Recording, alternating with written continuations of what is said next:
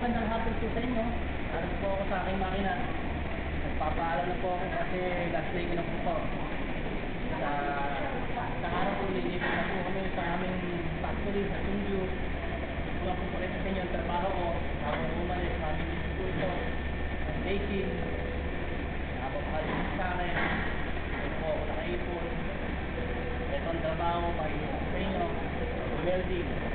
Napakadali lang po kaya mga taong may iwan dito, swerte.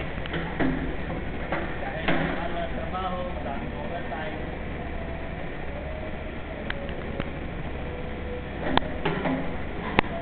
Napakadali ang trabaho natin.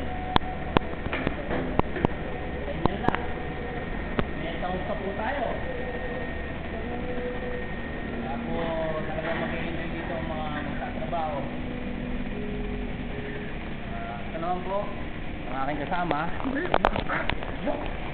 Nananak mo siya. Ito po yung mga kasama kong trabahador dito. Si Ajimat, si Nuna. Busy po sila.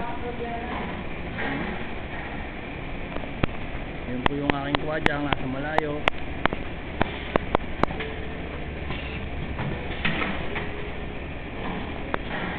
Ito po yung papalit sa aking grandmaster. Ayaw magpakita.